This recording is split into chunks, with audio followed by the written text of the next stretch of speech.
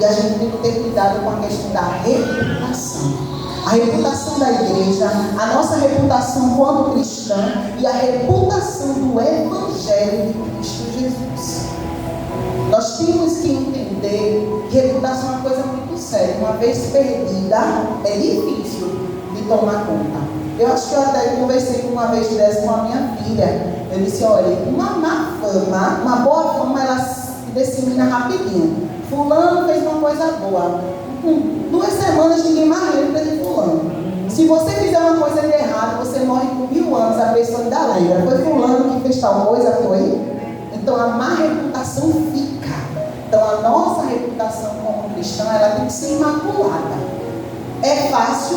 Não, mas o Senhor nos ensina. Por isso que tem esse 70 vezes 7, que não é quer dizer que eu posso ir e voltar o tempo todo, mas Ele está vendo que toda vez que eu quero me modificar, eu quero ser transformado, em alguns momentos eu vou escorregar. E é nesse momento que eu vou usar as chances que o Senhor me deu.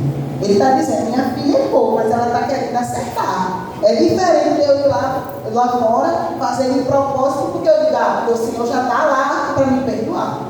É diferente. O Senhor conhece as intenções do nosso coração, né? Paulo deixa claro que faltava união aos membros da igreja, observar os princípios e as ordenanças do Evangelho. A carta de Paulo tenta ajudar a resolver alguns problemas e se fortalecer na fé. Na unidade há um só corpo, um só Espírito, um só Senhor, uma só fé, um só batismo, um só Deus e Pai de todos. Está lá em Efésios 4:4. Paulo pede que nós, enquanto cristãos, nós tenhamos a mesma opinião, o mesmo propósito. Por exemplo, quando você vem para a igreja, qual é o seu propósito? Aqui cada um tem um chamado e tem uma experiência diferente, mas o nosso propósito, quando cristão, aqui tem que ser o mesmo. Todo mundo tem que ter o mesmo propósito: engrandecer e adorar ao nosso Senhor Jesus Cristo. Aquele que não veio com esse propósito tem que rever os conceitos, porque este é um lugar de adoração. O Senhor se encontra neste lugar e, como dono do lugar, Ele merece todas as honras. Aleluia, glória a Deus. A gente precisa despir de dor, de decepção, de medo, de enfermidade, de tudo aquilo que afasta a gente da presença do Senhor, para aproveitar essa oportunidade, como nós dizemos aqui, essa rica oportunidade de engrandecer e adorar o nome do nosso Senhor Jesus Cristo. Nós precisamos entender, Paulo, ele diz isso, né, que é preciso que a gente tenha esse mesmo propósito. Se alguém te encontrar lá fora, a gente encontrar qualquer pessoa, qual é o teu propósito de ir para a igreja? Adorar a Deus. Qual é o propósito? Adorar a Deus. Não é buscar riqueza, não é buscar saúde, não é buscar prosperidade, não é buscar ter carros, bens, não é buscar nada. É buscar adorar a Deus. Pela sua beleza, pela sua magnitude, por tudo que Ele é. Essa é a intenção, esse é o desejo, é o propósito do cristão. Tudo isso que foge, né, a esse propósito afasta a gente de Deus. Eu estou indo para a igreja porque eu estou precisando de uma bênção. Eu estou indo para a igreja porque, olha, em casa está uma confusão só. Eu estou indo para a igreja porque a porta do emprego se fechou.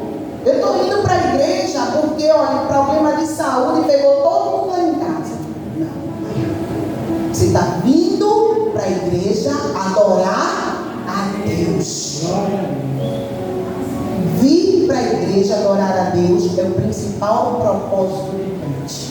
Porque a palavra de Deus diz que primeiro buscar o seu reino e as demais coisas serão acrescentadas. Então, se você adora o Senhor, se você tira todos esses empecilhos da frente, esquece todos os seus problemas, entende que aqui é um lugar de adoração, aqui não tem lugar para medo, tristeza, depressão, né? Contenda, não tem espaço para nada. Todas as outras coisas que você precisar, vos será acrescentada. E para a gente terminar, a igreja unificada é uma das evidências elementos mais fortes da verdade do Evangelho. Isso é uma verdade, né, pastor? Uma igreja unificada é uma das evidências mais fortes da verdade do Evangelho. Porque é na igreja que você aprende a perdoar. É na igreja que você aprende a amar o próximo. É na igreja que você consegue se solidarizar com o outro. É na igreja que a gente começa a trabalhar em união. Porque a igreja é formada por membros que a gente não escolheu. Aqui algumas pessoas são consanguíneos, tem aqui filho, né, filha, esposo, neto, enfim, mas aqui pode entrar qualquer pessoa que não precisa ter um laço. Para casar eu escolhi com quem eu ia casar. Os irmãos aqui que são casados escolheram com quem ia casar, com quem vai namorar, com quem vai viver o restante da vida. Mas na igreja a gente não escolhe. Aleluia, glória a Deus.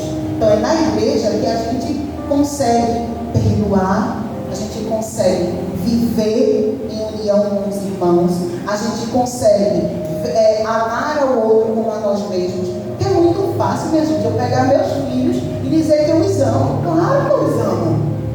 A mínima dúvida. Agora eu chego a olhar para a irmã Cássia e dizer: irmã Cássia, eu te amo em Cristo Jesus. E ser daqui de verdade do meu coração. E a irmã Cássia conseguir sentir lá e dizer: irmã, eu consigo sentir que a senhora me ama. Irmãos, isso é muito lindo. Esse é o amor que Cristo quer. Ele diz que quer que a gente seja um só. A unidade é isso. Que eu ame aos meus irmãos como eu me amo. Então nós todos seremos um só. A igreja é uma só. O Deus é um só. Aleluia. Essa é a verdadeira unidade. É a gente conseguir amar, fazer com o outro aquilo que a gente faz pela gente mesmo. A gente consegue, gosta de ser perdoado, mas muitas vezes a gente não quer perdoar. A gente gosta de ser ajudado, mas muitas vezes a gente não quer ajudar. E a igreja, ela nos ensina isso, que quanto mais a gente ficar unida, quanto mais a gente ficar reunida, a gente vai evidenciar, a gente vai mostrar, proclamar o Evangelho do Senhor. Porque não adianta a gente chegar aqui ao púlpito, como eu já disse, Evangelho, a gente não veste figurino de cristão. A gente não coloca uma roupa, aqui é a minha roupa de cristão. Eu não vou pegar, vou ler a palavra da Bíblia, não. A gente tem que ser cristão na íntegra. A nossa essência é Cristo, aleluia. A nossa vida tem que pregar a Cristo. Então tudo que a gente fizer aqui, a gente tem que lembrar, né? O nome que a gente está proclamando. Todas as nossas ações aqui são para glorificar o nome do nosso Senhor Jesus Cristo. Então que a gente venha entender a palavra do Senhor Jesus. É um alerta muito grande às igrejas. Não creia só em prosperidade. Se Deus falou, amém. Mas muitas vezes os evangelhos que estão sendo pregados nos dias de hoje são evangelhos para fazer a gente, não é para a gente desacreditar do mundo, mas para a gente se satisfazer. E às vezes a gente está no erro e as coisas estão dizendo que a gente está fazendo certo. Por isso que disse que o certo vai ser errado e errado vai ser certo. Quando a gente vai falar alguma coisa pautada na Bíblia, e para você está errado, porque a gente está no outro certo. O certo é outro, o tempo é outro, mas o Deus é o mesmo. Aleluia, glória a Deus. Meus irmãos, reflitam no nome de Jesus, que essa palavra penetre no seu coração, assim como ela penetrou no meu, que eu vou confessar, estou meditando nela até agora. Tem coisas que eu estou pedindo a Deus ainda, do Senhor, vai aqui, tirando os embaraços, eu ainda não entendi tudo não. Tenho certeza que Deus está falando muito, assim, grandemente comigo, vai falar com a igreja, porque a gente precisa, irmãos, tomar posição. Isso é tão sério, irmãos. O inimigo, ele está esperando para pegar a gente desprevenido. E a gente tem que estar pronto.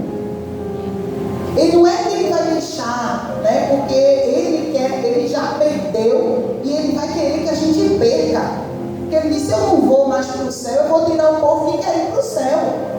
Então ele vai mexer de uma forma que a gente pensa que a gente está certo, que a gente está fazendo tudo, né, que quer agradar a gente, para que a gente pense que esse lado que a gente está errado. E não está.